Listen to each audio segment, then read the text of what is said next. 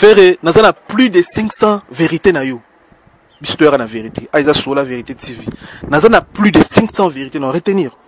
Donc, sur la guerre, yo muto petre pour une mission locale, fallait une mission internationale. Mais yo, aux audaces tellement obi valeur ya bato bengi ba parenté, nos audaces ya manqué ba parents ba boti fallait pour pas. Kozala ba grande salle eza musique té. Na obeta CT. Musicien yemba, faut ça musano. Ama meza bitumbe lele. Eza bitumbe. Arrêtez la musique. Arrêtez. Katazoba. Il fallait to soukana bango kaka awa. Il fallait to soukana bango kaka boye. Parce que monoko makasi lokola mbanga makasi lokola botini ya ba M23 ele kaka bango mingi. Yango il fallait to soukana bango ka awa. Mesdames, messieurs, on vous dit mbote bonjour. Nous sommes Boalo TV.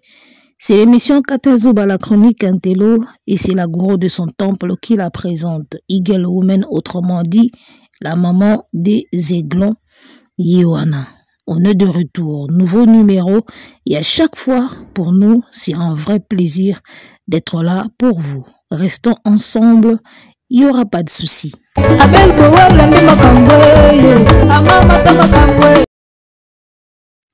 YouTube, Internet, eza bibliothèque, y a ba image, bibliothèque, y a ba émission. Heureusement que les lots et comment les paroles s'envolent, les images restent.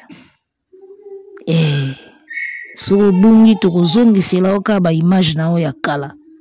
Omitala ndenge zalaka, omitala kibuzoba na ndenge bandaka ngo, otala ndenge kizengi oyo zalaka nakala. Migenema otie musapi na muzindo. Lelo mna na yego sukola yo, na yego lave yo pena na yego lakisa yo pena ki tenten, ki bolole oyo zali pena lelo. Yango na yego lakisa yo ango. Omoni classe eza bien. Ato ko sala polémique, ato ko sala clash. Mais soko tanga au moins au sala ngona mwa ndenge moko boy. Ke ndenge obino bozo kumbelango. Ngala comprendre loko ezo sala mwana mobali oyo. Amoni ke succès sili. Amoni ke fauteuil jaune et pesa souté. Fauteuil jaune et pesa souté depuis yambaka batampoka na chaîne na ye émission ekita. Na minute oyo David Mombele azolia fauteuil jaune na ndenga osakanate. Alors, mon ya mige pour matisa succès à fauteuil jaune na ndenge émission elali ezoyo kanali soute. Amoni na touché ka côté ba warrior tango baroya et sala ngamwa bien. Émission na yo ezoyo kana soute mige. O BBC émission, o kotisi makambe belé na kati, o kotisi ba bloc belé o kanzaki esalo bien. Et bomi émission, fauteuil jaune et perdre ndenge zalaka qualité na ngo ya fauteuil jaune ya kala. Émission comme de la zamba moko boy so ndeni. Kanda wana David Mombele azolia yo na Greco, olingi siko ya kotumbola ba warrior po ba chayoka. Toko chayoka, toko sunga yo. Alors bandeko ba olanda biso bolimbisa mbula ezobeta, yo ba mbula esila raté ba mbula oyo. Ezo ba toujours nem bimba soto zelango esila ta musupe to sala émission te. Supportez-nous moi bon oui de fond on a que ça la rapena bien te na matoi mais bo supporter kaka. Voilà. Tozeli zeli mbula esila esilika te donc to kendeka boy. Bambula boy esila raté je vous jure. Alors tout tient un extrait à vidéo pour loba bien, extrait à vidéo ya kala. Tout tient un ndenga bandaka ko sasa mona bova. Tout tient un ndenga bandaka ko sasai. Très cher internaute. Mais yo, aux audaces tellement obi valeur ya bato bengi ba parenté, nos audaces ya manqué ba parents ba boti fali pour pas. Frère, nous avons plus de 500 vérités na yo. Bistoire na vérité. Aïsa sur la vérité TV. Nous avons plus de 500 vérités à retenir. Na sola na 4 ex-femmes na. 4 ex-femmes na sola na bon. Donc, sur la guerre, yo muto petre pour une mission locale, fallait une mission internationale. Fallait pour déstabiliser la presse, faut qu'il y ait une chaîne français bandit tisuka. do bato yo tinda fa ba na ba chaîne ba front et puis chaîne ngoni so ça l'état mission na RTNC mutu no so le gata na RTNC lu ba koniri na komba fali et komate pour RTNC no za limité donc prévenez makambo oyo luka oyo muta perdaka mutu oyo lelo o vérité no so bimane se yo bimalelo boy yo mutu o perdre fallait en perdre ne lo monter fallait carrière neza kitoko azana ba fanatique ba congolais et belé azana ba fanatique ba étranger et belé prévenez Bercy na 20 quelques mille places wana. Voilà, totili bino mwa rétro boye po boyo kamakambu nini oyo baloba na mwana bova o lelo azongeli lisusu kokanga photo na mutu ango kosala makambu na mutu ango ba émission banini banini. Omone loko mobola teti olobaki ngana lingaka migete pembeni ya mwana bova. Bomoni makambu alobaka. Alors na temps normal ebele makambu ya kilo oyo migi aloba na fere na temps normal akoza suna ye pembeni boete ata kolimbisa me kopesa ba interview kopesa ye ba photo ba nini ekosimba suti makambo ngo tozoloba yango oyo ya imbwa esika babamba ye libanga alemba kokende te imbwa mamba ngo tozoloba yango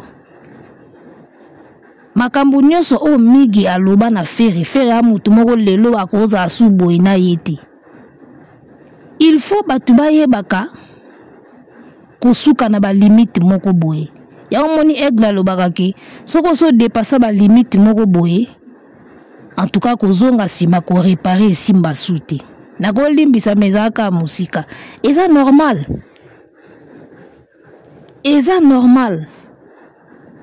omoni parce que ba clash ezalaka ba bordure ezalaka ba crête ezalaka mais ça na ba limite moko oyo mutu soki si akoma ya na ba limite moko chroniqueur soki si aleka en tout cas kozonga soko kanga ba photo na ye ko pese ba interview eza kozalaka kizengi sans blague il faut botala kati eloko nini nani aloba pona yo dans le passé biloko pa Aigle le kati ya omoni ba golo ebele bazaya kosilika aloba makambo ebele ya kilo ota musu biso kutu na ba analyse toloba ate kaka ye migi ana aloba ke ofere akende na mamani na poto na valise akote na valise po meme poto donc a déborder na ba niveau moko boye o eza pena ke lelo ba koki suko pesa ye même pas espace za la ta pembeni artiste Yes, mon ango asa pena papa ata mwana sumbi na liboko apangusi. Eza siko onde ko kitisa valeur ya mutu.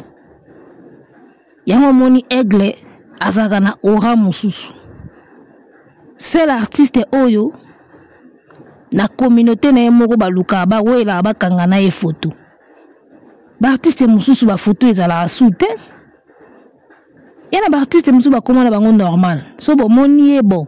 Bo salaka émission normale, bo kanka photo normale. Mais photo oyo communauté congolaise kangaka na Aigle so ba moniye. Bo mona bino mo ba image ti. Batu ba sala ba tour ba so wele ba kanga communauté na yo moko ba wele ba kanga na yo photo ndingwana. Eloko wana epa ba artiste mususu congolaise la asute ekufa. Eloko wana yo kangsa photo ekufa. Ba artiste bango ba bomango po nini ba mi komisa na bango normal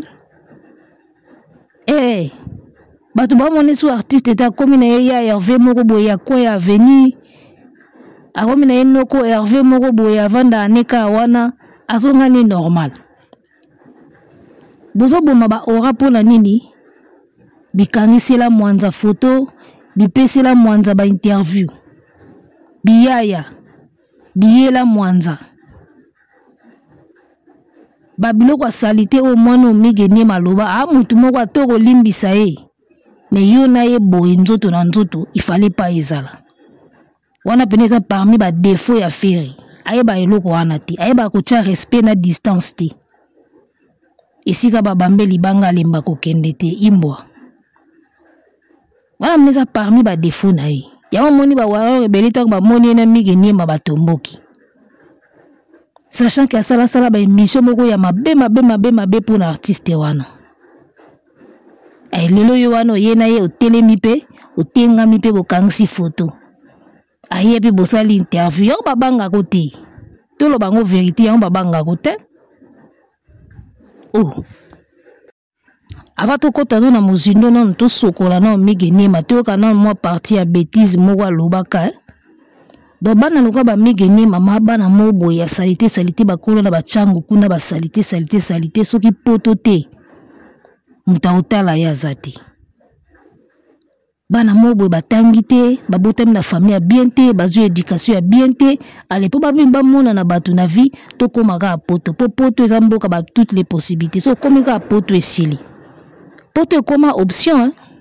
Poto koma métier et na batu musu na famille koma pena oh asala nini na vie akenda poto te batu musu koma ndengwana batuni bena ndeko na bino wana qu'est-ce qu'il est devenu akenda poto koma bongo donc le fait kaya okende kuna eza déjà option moko boye na vie akenda poto qu'est-ce qu'il est devenu akenda poto qu'est-ce qu'il est devenu akenda poto asala nini akenda poto ekoma bongo bato la vie qui passe sur binoti bon dans quoi actualité vérité comme tu es blessé bino ka vérité et vérité comme tu es blessé bino ka vérité et omoni kizengi ya Mige Niema tolobaka depuis quand balobaka vérité zo blessure bino ba vérité zo blessé bino ya zo ba vérité zo blessure bino vérité zo blessure bino tala mwana mbalo na ndimite même école primaire ou atangango asa ba jara bano ba komisa ye na première primaire ake Minerval pasi ba koyi ko futa te akati banda kata na primaire ti akolinde ngwana lai même école primaire soko salango oyeba ko s'exprimer primaire kago monaka primaire ndeza base maternelle primaire ezala base université to kendaka poto approfondir ba makambo mususu ya vie mais base pena ya mutu boye na primaire nde balaksaka mutu la a la le a la le et le da primaire nde ezala base soko moni mukolo azo s'exprimer bo yeba ke même primaire atanga te baza bato ba mekaka neti batangisi mutu ofuta zate simba te akata lokola peka mona mobali nzunzo banjilwa akota makamba ba internet ko dusula ngola tia ye ko bima na poto ne bisaka bino zana ba faute français moko même mona primaire akosala te vérité zo blessure bino depuis quand et puis tango zoloba faire eso zoluka polémique na fali ye muto ko perdre baloba ko perdre te ko perdre za verbe ni ye muto créer ngo ko perdre yo ko perdre ozana ba faute moko ya français ya grave Mige okomi na poto na mboka mundele mboka balobaka français soki Belgique soki France oli obongisa nanu koloba na yo yozo kipena nu vie ya faire na fali omonde bozalaka ba distrait un garçon qui est incapable ya koloba ke mboka o na komi fona maîtriser na langue ya mboka o ya mbinga mais aza kizengi bitanga soi bato na bakishasa ko otale même pas deux fois ba garçon aboy baki komela bato na bapoto ba moni epe mutu na famille mwasi ba moni epe mobali ba semeki ba moni epe mutu po baki poto bato na ko sabino te o ka pena ba vaut rien bangoye moins que rien bangoye ba Mige soki internet te na poto te moins que rien aosa nini ndenge bomoni la muta boy internet te poto te na Kishasa osani na tana Angola so ateki neti mai te to ateki bakuka te aosa nini ali bozo ba wana nyonso boy nango siko na YouTube mame ya osakana te kizengi ya Mige Niema etikala katanga soi système nyonso ya kibuzengi na mutu na eza so ba finika bouton soye bando tanga bino bato bozala pembeni affaire tango bolobaka ke musique eza ba grande salle te musique eza koyemba siko d'après bino musicien ayembaka pour quelle finalité lorsqu'un musicien paye son argent pour faire une séance à studio, à fouti cher. Ba mastering, ba nini a fouti en cher. C'est pour quelle finalité? Oyembe, fouti studio. Oyena ba clip à cher, au sali ba clip. Au fouti ba musicien, ba rotia ba voix. C'est pour quelle finalité? Bon, mais que vous avez un binoka bakizing, il y a un moment où vous avez quoi avancer. Tant que vous allez entourer na batu bazo parce que musique est une grande saleté. Comment voulez-vous qu'il y ait ba you arena? Comment voulez-vous que ça la maramba minene? Donc bino bozo yebisa yeka ke musique ezaka koyemba. So musique ezaka koyemba, parce que bokoma na studio pour nini? Bobimsa clip pour nini? Pour clip eza déjà tolongo na maramba oyemba. So musique ezaka koyemba. Telemaka na oka na koya Victoire na centre Victoire, cha micro banda koyemba na oka wana. Osala ka CD pourquoi? Osala ka ba stream pourquoi? Obeta ka ba concert pourquoi? So musique ezaka koyemba. Musique est un monde mobimba. Musique c'est tout un musique c'est un tout, c'est-à-dire que au côté studio, formation ya koyemba, oye kokota studio esali ba clip, après bo masteriser makambu, bo komi na étape commerciale. Étape commerciale bo komi na étape ya ba concert, ba salle. Bo komi na étape ya ko compter likonda, toteki combien, tokotisi combien. Nyoso wana ndi ensemble makambo wana nyoso nde eza corrigir musique. Musique to baka musique eza ensemble ya ba étape wana nyoso. Étape ya koyemba, ya banzembu, ba mélodie, ba instrumentiste ba beti, muta koyemba yembi, arranger, bokotisi studio mastering asali mastering na ye, muta ba clip ya asali ba clip, botiango ekomi coffret. Bobandi ko kotia ba plateforme, bobandi ko teka ba distributeur ba ye, ba producteur ba bimi. Nyoso wana ndi ya to benga musique. Basali bandi obetama ba concert bandi ba tourner, bandi ba trophée, bandi ba récompense. Tout ça ba étape wana nyoso ndi ezo sala musique. Il faut la kizengi bitanga soyi. Polo ba ke musique eza ka koyemba to suki wana. Mais oza tente, oza dio. Oza dio. Musique eza étape nyoso wana. Yango nandi to bengi musique. Batu ba comprendre ngo bien. Eza ba américain, tout le baka ba occidentaux. Bango nde ba comprendre ngo bien. Que nyoso wana nyoso nde ezo sala musique. Bina lo kwa bokanga maka na oyemba. Yango ti lelo bozo kokaka ko beta ba sala makasi te. Yango ti lelo vitrine na bino na ba trophée na netonda kate parce que bina bo mona ka ko yemba, bo yemba akaka. Artiste ayemba ka pona finalité moko boye. Ogo yemba po teka nzembu epesa ombongo, o vivre bien. D'accord? Ogo yemba po suka nango, ba mona ngo na clip, ba yoka ngo na bandaku, na ba CD, ba nini, obeta nango ba concert. Mukolo ko yate na TV ba ko musique ezaka ko yemba ici, musique ya ba grande saleté. On y a raisonnement nini? Oyembi oui et après. Longwa musique ezaka ko yemba. Ayemba kasi sikoyo asukika na ko yemba. Ba ko distribuer ete, akobeta concert te, akosala clip te, akoteka PCD te, asukika na ko yemba ici wana. Wana bozongi na tango ba griot, il faut bozonga na époque ba griot. Bon bazako yemba ka pona plaisir. Mwana botami ba yembi ba panzani. Libala ba yembi ba panzani. Babeta concert te, bazela ka trophée te, bazela ka pembongo pete. Musique époque ya calendrier zalaka pona plaisir. Donc soki boye na système wa musique ezaka ko yemba. Bozonga ka une époque musique ezalaka pena ka ko yemba. Bazela ka nomination te. Époque bako kwa kala bazela nomination te, bazela ba salle te, bazela ba tournée te, bazela ba trophée te, ba yemba ka pona plaisir, ba kutanika na bilanga boy, ba osa bilanga ba oyemba. Bako kona biso ya ba esclave tango bakangaka bango, bazaki mona bazo sala boy, bazo yemba.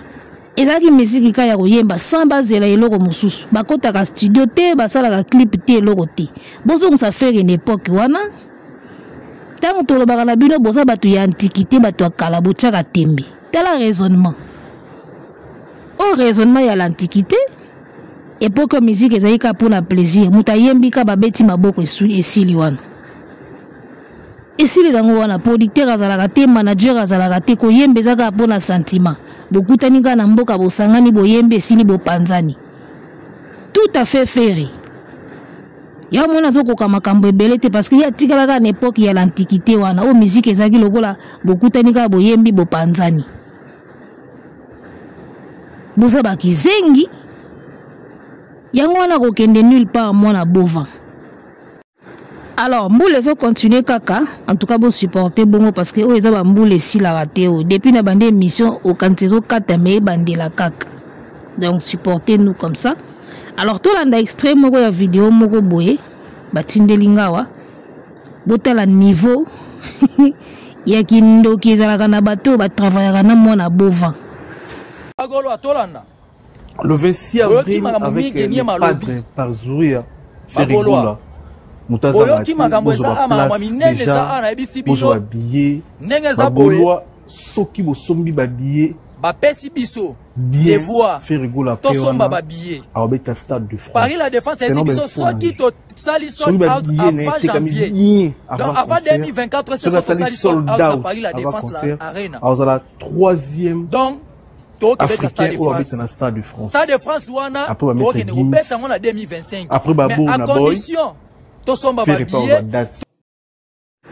alors tolandi na vidéo wana eza onga na bengaka kindoki ya bagolwa nga benga ngo pena kindoki parce que namona akombo musuna opesa ngote eloko pena nga na bengaka kindoki epa bagolwa nde makambo yoki na vidéo wana wana baso kanisa neti bakobeta yu arena kizengi ya migeniema azoyebisa bango ke sobo sombi ba billet ya 40 000 places ya yu arena et que bosali sold out ce qui n'arrivera jamais déjà parce que pour salami pété bazo ko sa bango ke sobo sombi ba billet bosali sold out bakopesa bino Stade de France mwana bova akobeta Stade de France yaya soki eza kindoki te eza nini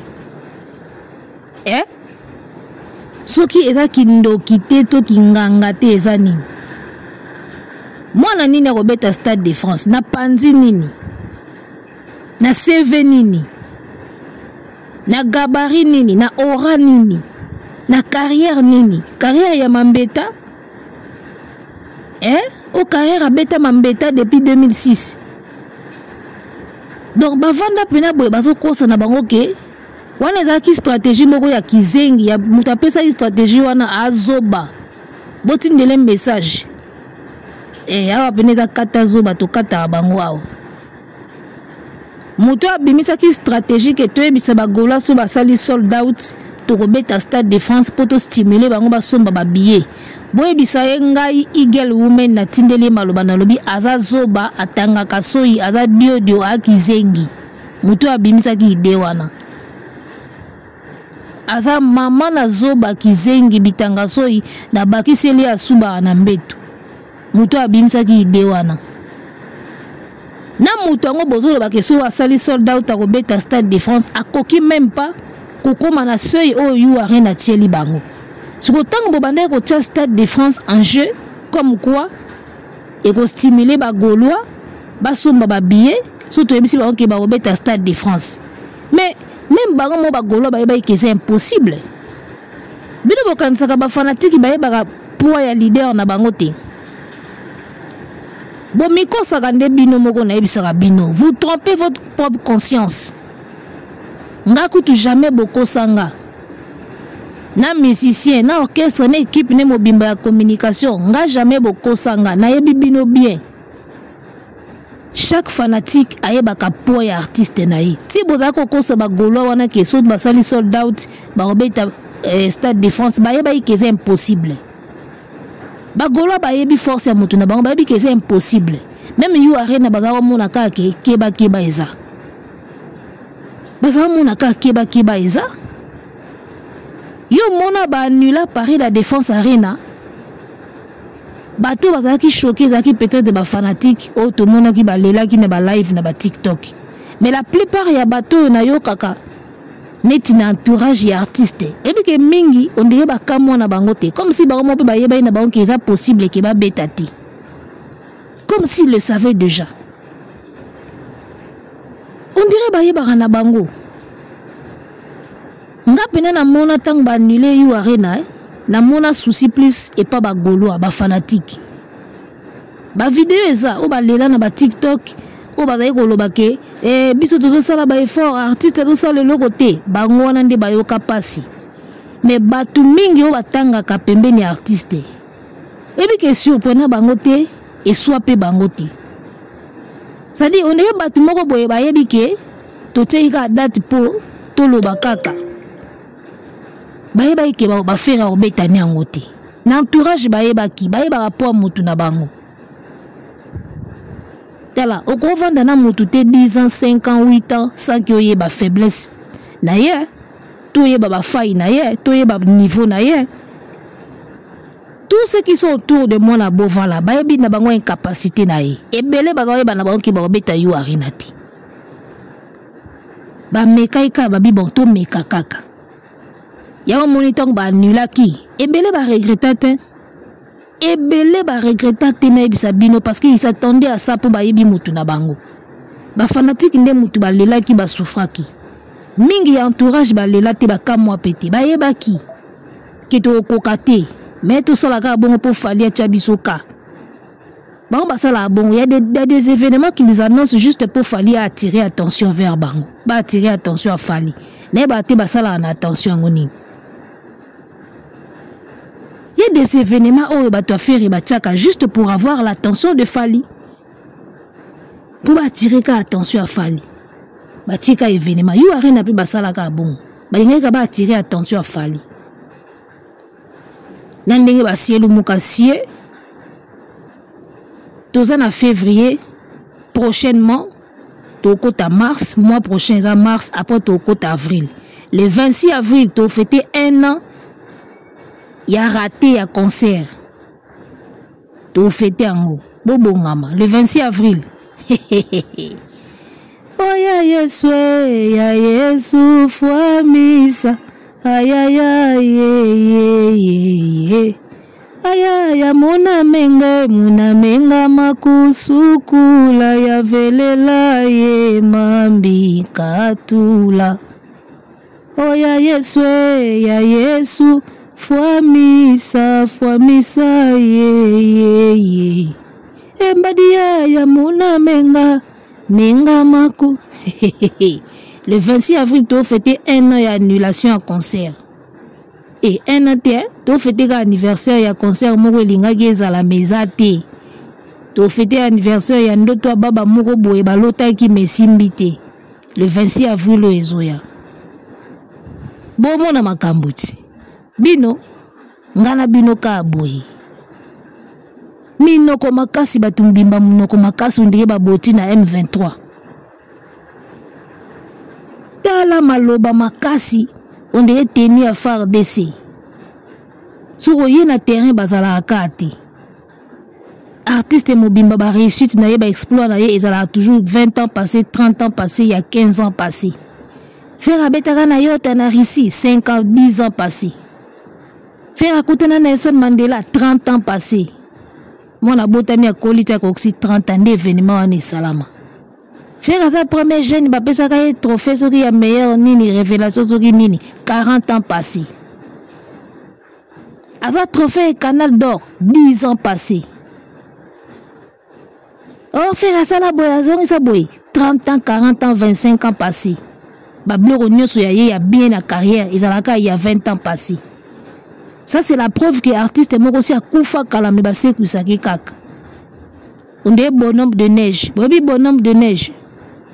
Autre monde en a filmé. La période de neige est quoi? Basala moi et que comme ya mutu ya ba neige boy batie mo nzete batie mutu boule batie nzoto batie maboko nzete balatisi yango chapeau ba ligne yango na écharpe. na musika ko mona mutu azawana komaka pembeni glace na glace ndenge artiste wana za de batelemisa eka wana ndiye bonhomme de neige po bomona ka kiaza sa kufa kala glace na glace isa normal te comment beaucoup ko entourer artiste bozana ba idée ya boy musique eza ba salle te ING eza salle bolongo la rendez-vous à ING arena comme ça boyembela bisoka na matoi tokoyoka bino peti botika na bino ba salle botika ba concert botika pe koteka ba disque po boteka apeti fera bando yembela ba fanatique neka na matoi ndako azoleka zoyembela bango na matoi tokoyoka musique eza koyemba ti tokoyoka abando sala ne bongo bino bozo vivre na l'antiquité bino ti lelo nde bolamuki na ka na pongita bokoyeba mone bino tozaka kawa fai tosuka na bino ka boy tango mobola tete azoloba yango nalingaka mige pembeni ya fere te bomoni aloba ba makamba mabe asala be mission babe pona mona bova sikoyo foti pe eza ya ye moko artiste yango esika babambe libanga lemba kokende te mutu fo mipesaka pe même ngande na boy soki déjà na relation moko toza nango amitié ou connaissance soki so déborda na maloba ou déborda na maloba ou déborda na makambo moko boy en tout cas toko limbisa mengana o pena to telemi boy snap o photo to fani ba moni biso pena to moni bango ba o solo la o tika lo mona ngoti. Déjà moi je ne côtoie pas les gens déjà na bima à trop te ngala mutu trop parler trop méditation vous comprendre pour biso ba to diriger mboka lobby faut concentration et belé vous comprendre ce qui déjà mutu a débordé na ba maloba na niveau moko boyi na temps normal okolimbise me oza musika okozonga su na yeta trop bon trop couillon omo oza la tente mwana mo ba salité oyo na moni photo ne mo ba kata suki loko edingwe tala mutu to bineza o batoko hasard est sauvé bato yo kaka pe hasard mutu sauva bango ça dit hasard déjà destiné ya ozala na elo te na vie hasard ka boye bu et sauvé a se retrouver na ba TikTok ba YouTube a se retrouver na poto akomi mwa mutu bazar mutu sauva bango même si ba na mukili hasard ezalaka te mais baza batu moko ndire hasard nde mutu sauva bango ils étaient prédestinés ya ozala ba elo te na vie na société bana lokwa ba mige wana tala suki mabelo ngi kubuka ndire edingwe akata pena suki ya edi to senti pena ke oyoko na mutu na ya zata na eloko moko te repère moko te ya vie leo ba se retrouver na ba poto ba komi batu ba komi pe koloba eza sonie de bato nyoso ba dégagera pembeni ya aigle yesko ndia mona afwa kangama na bango mona bova l'artiste est le plus moins cher bino il fallait to suka na bino ka boy boze ya le 26 avril bokolele arrêtez la musique arrêtez ko